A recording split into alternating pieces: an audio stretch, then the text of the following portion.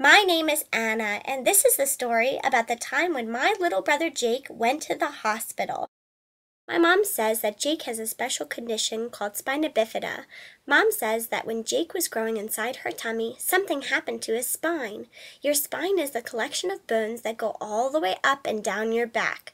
Inside your spine are a bunch of nerves called your spinal cord. It sends messages from your brain to the rest of the parts of your body.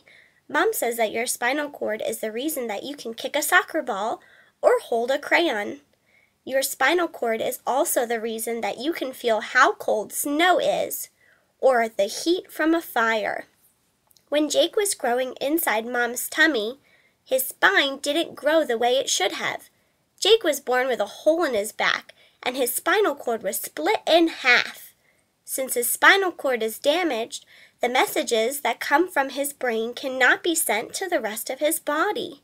Jake cannot move the muscles in his legs the way other people do. Mom says that Jake's legs are paralyzed. This means that he can't move the muscles in his legs or feel anything that touches them. He has to sit in a wheelchair to move around our house. When Jake was born, he had to stay in the hospital for a very long time. But since I'm such a good big sister, I colored him pictures for the inside of his crib and even gave him one of my special teddy bears. After a couple of months, Jake came home from the hospital. Since I am a good big sister, I help my mom take care of Jake. Now that Jake is 6 years old, we are best friends. Jake and I do everything together. Even though Jake can't get around as well as other people, he is just like any other kid. We color pictures and play board games and even pretend to fly to outer space. I am so happy that Jake is my little brother because we have so much fun together. Mom says that Jake has to have surgery in a couple of weeks. Because of Jake's spina bifida, his back grew like a crooked letter S. Now that Jake is older, he has to have special rods put in his back. The rods are pieces of metal that will attach to his spine to make it straight. Before the surgery, my mom took Jake to several appointments. On the first appointment, Jake met the surgeon that would fix his back. A surgeon is a special type of doctor that fixes a person's insides. During these appointments, a child life specialist explained all of the things that would happen to him throughout his stay in the hospital. First, the doctor would need to take special pictures of the inside of Jake's body to prepare for the surgery. A radiologist is a special doctor that takes pictures of the inside of the body. Jake would have to lie really still on a table while a special machine took pictures of Jake's spine. On the day of the surgery, a nurse gave Jake a physical examination. First, the nurse took Jake's temperature with a thermometer to see how warm his body was.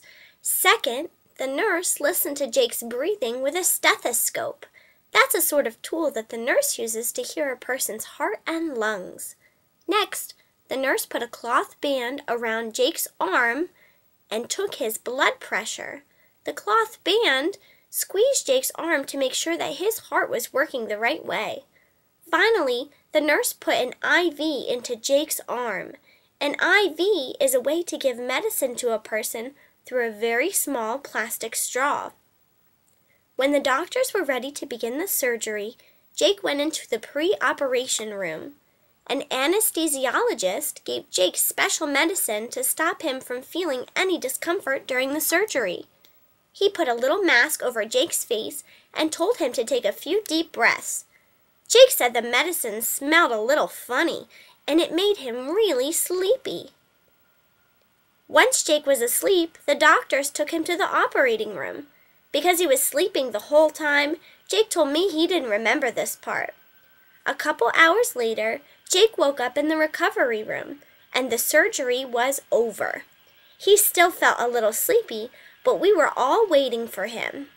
Mom, Dad, and I were all there with balloons and a get well card that I made for him.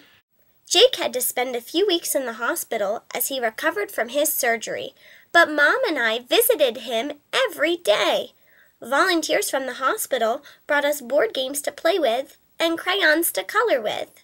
Mom and I even brought Jake's clothes from home so he didn't have to wear a hospital gown. and it was my idea to bring Jake's favorite teddy bear from home to stay with him in the hospital. After a few weeks, Jake came home from the hospital, and we had a great big welcome home party. And that's the story of how my little brother Jake went to the hospital.